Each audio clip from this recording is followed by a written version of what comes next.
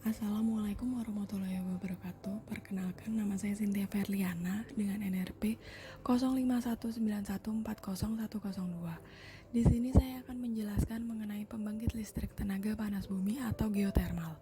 Energi geotermal dihasilkan panas dari dalam bumi.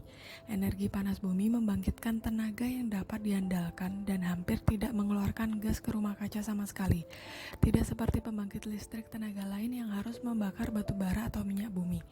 Pembangkit listrik tenaga panas bumi memanfaatkan energi alam yang timbul dari sumber panas bumi untuk membangkitkan tenaga listrik sebagai listrik rumah tangga dan industri. Energi panas bumi seperti air yang dididihkan dalam ceret atau yang disebut dengan konsep ceret. Alih-alih menggunakan kompor untuk mendidihkan air, energi panas bumi menggunakan panas yang dikeluarkan dari dalam bumi. Cara kerjanya seperti ini. Panas dari bumi membentuk sumber daya geotermal. Panas ini berasal dari batu-batuan yang meleleh atau disebut dengan magma. Biasanya terdapat di kawasan gunung berapi yang tidak aktif. Magma tersebut terletak jauh di bawah permukaan, dan sumber energi panas itulah yang mendorong pengembangan sumber-sumber panas bumi.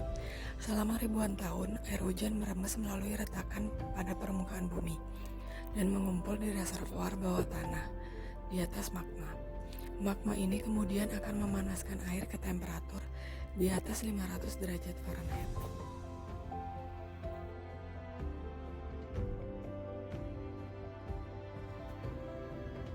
Untuk mendapatkan zat cair atau fluida yang bertekanan tinggi ini, sumur dibor dari kedalaman 3.000 sampai dengan 10.000 kaki dari permukaan bumi. Sumur-sumur produksi tersebut membawa zat cair panas ke permukaan dan dapat digunakan untuk membangkitkan tenaga listrik.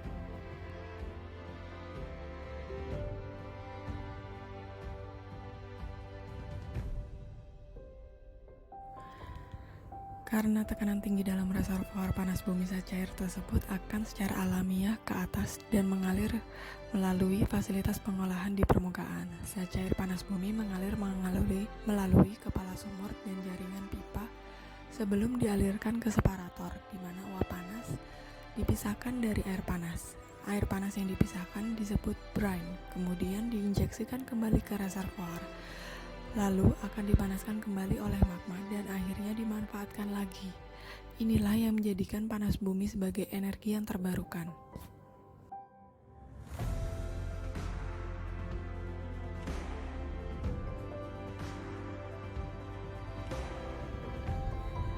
Dari separator, uap panas dialirkan ke pembangkit listrik melalui sistem jaringan pipa di atas permukaan.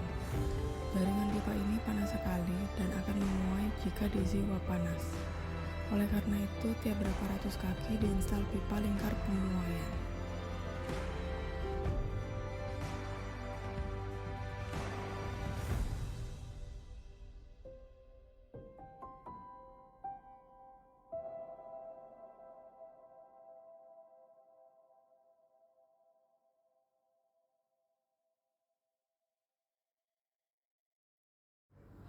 Uap panas melalui proses pemurnian terakhir untuk menghilangkan semua kotoran di dalam fasilitas scrubber.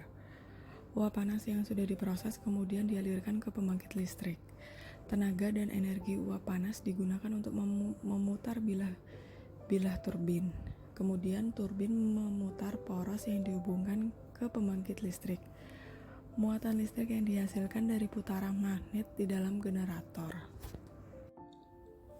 Muatan listrik mengalir melalui kabel tembaga menuju trafo di luar pembangkit. Di dalam trafo, tegangan dinaikkan sebelum listrik dialirkan ke jaringan transmisi dan kemudian disalurkan ke rumah-rumah dan industri.